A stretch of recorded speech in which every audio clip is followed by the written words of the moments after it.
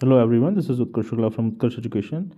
1 अप्रैल फूल के दिन के करंट अफेयर्स के लिए आप सभी तैयार रहिए और आइए बिना टाइम बर्बाद किए पढ़ना शुरू करते हैं। भारत के रोहन बोपन्ना और मैथ्यू एबडन ने, भारत के तो मैथ्यू एबडन नहीं हैं ऑब्वियसली, वो ऑस्ट्रेलिया के हैं, उन्होंने मायामी ओपन जीत लिया है, जो रोहन बोपन्ना का 24वां ATP खिताब है। ठीक है, ज़्यादा इंपॉर्टेंट नहीं है पर ये बहुत इंपॉर्टेंट है। देखिए ऑब्वियसली 31 मार्च 2023 को हमारा वित्त वर्ष खत्म हुआ है, नया वित्त वर्ष शुरू हुआ है, तो पिछले वित्त वर्ष के आंकड़े अब आने शुरू होंगे, जो इस हफ्ते के अंदर अंदर सभी करंट अफेयर्स में अपने आप मिल जाएंगे आपको। तो आप ध्यान से एक तो पढ़ते रहिएगा, ठीक है। उससे संबंधित पहला आंकड़ा आज सुनिए। एक मिनट पहले नेट बंद कर दें। चलो, पहला आंकड़ा सुनिए। PLI scheme, product link incentive scheme जिसको कहा जाता है, जिसके लिए कुल 14 क्षेत्र चिन्हित किए गए थे, जिसमें उन 14 क्षेत्रों में अगर आप काम करते हैं, अगर अपना स्टार्टअप खोलते हैं या अपना प्रोडक्ट बढ़ाते हैं, प्रोडक्शन बढ़ाते हैं, तो सरकार आपको उसमें इंसेंटिव प्रदान करेगी, टैक्स कम कर देगी, आपके लैंड एक्विजिशन जो होता है ना, जिसकी ज़मीन नहीं चाहिए उसके लिए उसमें मदद कर देगी। बेसिकली ये सब इंसेंटिव मिलने थे। उस इंसेंटिव के मिलने से उन 14 क्षेत्रों में कुल निवेश दिसंबर 2023 तक 1.06 लाख करोड़ मिला है, और इसमें से आधा केवल फार्मा और सोलर में गया है। वो तो ऑब्वियसली जाएगा क्योंकि सरकार ने वैसे ही इन दोनों को फोकस करने का प्रयास किया था, क्योंकि कोविड-19 में हमें समझ में आया कि हम फार्मा के लिए कि चाइना के ऊपर कितना निर्भर हैं, और सोलर के लिए भी हमें सेमीकंडक्टर चाहिए। ऑब्वियसली सोलर सेल्स बनते किससे हैं, उसके लिए भी हम चाइना पर निर्भर हैं। तो इन दोनों में निवेश आ रहा है, अच्छी बात है।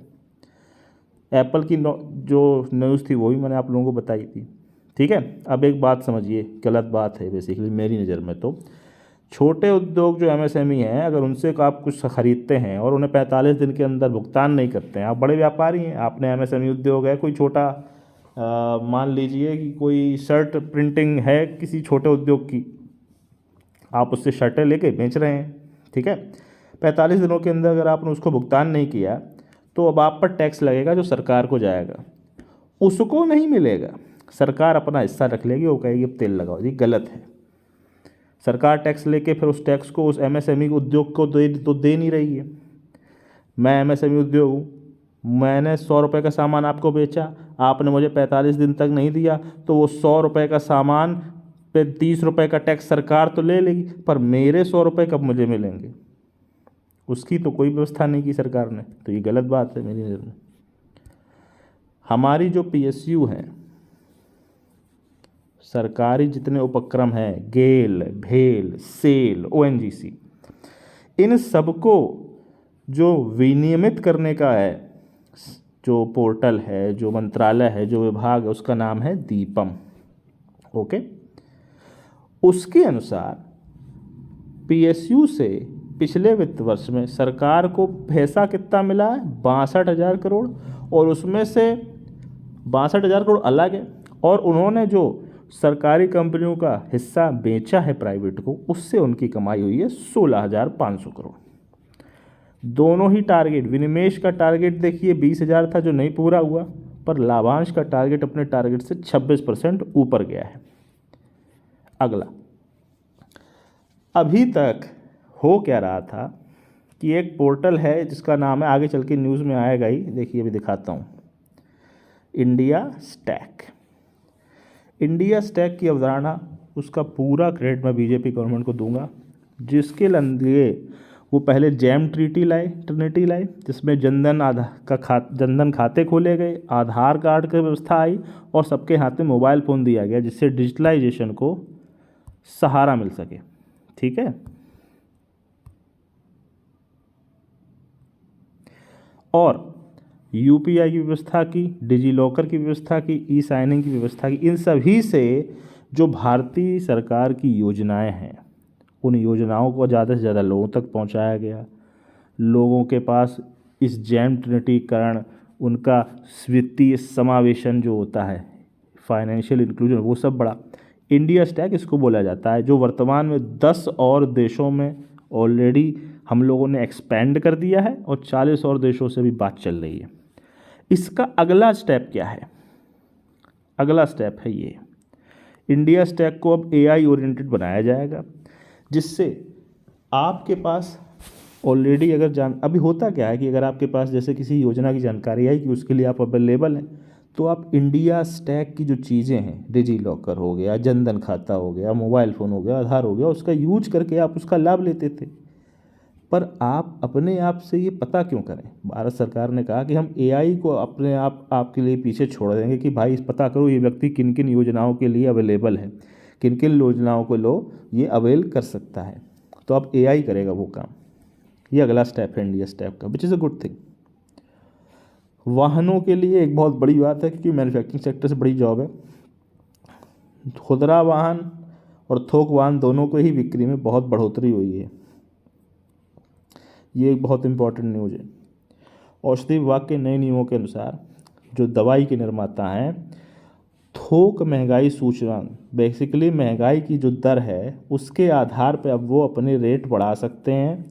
सरकारी अनुमति की उनको ज़रूरत नहीं है, जिसके अंतर्गत अभी 723 दवाओं की 0.0005% रेट बढ़ाए गए हैं, जो दिखने में बहुत कम लग रहे हैं और लगेंगे भी, वरना एकदम से बढ़ाएंगे तो आपको दिक्कत होगी, तो आपका सरकार बदल दे, क्योंकि अभी चुनाव पास में है। लेकिन अब ये प्रक्रिया शुरू हो चुकी है, ये याद रखिएगा। इलेक्ट्रिक व्हीकल वाले बहुत लोग चिल्ला रहे थे कि भाई फेम टू योजना 31 मार्च तक है, आगे बढ़ाइए, हमको मज़े दीजिए। उन्हें अभी तक टैक्स नहीं लग रहा था, टैक्स में छूट थी, सब्सिडी भी मिल रही थी, वगैरह वगैरह थी। पर ऑब्वियसली आप कितना ही पाल लेंगे किसी को। तो अब वो तो बंद हो चुकी है 31 मार्च से। 500 करोड़ की नई प्रमोशन स्कीम उसकी जगह पर शुरू होने वाली है। धीरे धीरे पता चलेगा कि उसमें क्या है। एक नई रिपोर्ट के अनुसार एशिया की सबसे स्थिर मुद्रा चाइना की युआन नहीं है, हांगकांग का डॉलर नंबर 1 है, सिंगापुर डॉलर नंबर 2 है और रुपया नंबर 3 है। चाइना का इसलिए नहीं है क्योंकि चाइना के ऊपर ये आरोप लगते हैं कि तुम अपनी मुद्रा, अपनी जो करेंसी है उसमें मैनिपुलेशन बहुत ज़्यादा करते हो। ठीक है, इसलिए उनको हम लोग स्थिर कभी नहीं मानते। सांख्यिकी और कार्यक्रम कार्यान्वयन मंत्रालय, ये बहुत ज़रूरी नाम है, इसको याद रखना। भैया कोई योजना कितनी हो गई, कितने % बची, कितना काम बचा, उसमें पैसा कितना लगा है, कितना पैसा और चाहिए, कितनी देर में लगेगा, इस तरह की नॉलेज के लिए जो पता सांख्यिकी और कार्यक्रम कार्यान्वयन मंत्रालय है वो काम करता है। उसके अनुसार 150 करोड़ से ऊपर की कुल योजनाएं हिंदुस्तान में चल रही हैं, 1902। उनमें 764 में देरी हो चुकी है और 443 में तो देरी के कारण उनकी अब लागत भी बढ़ गई है। और लागत का नंबर याद करने की आपको कोई ज़रूरत नहीं कि कितने रुपए बढ़ गए हैं। ठीक है, लागत का परसेंटेज याद रखिए कि जितनी लागत लगनी थी अब उसका 18% और लगेगा एक्स्ट्रा, 118% हो गया है।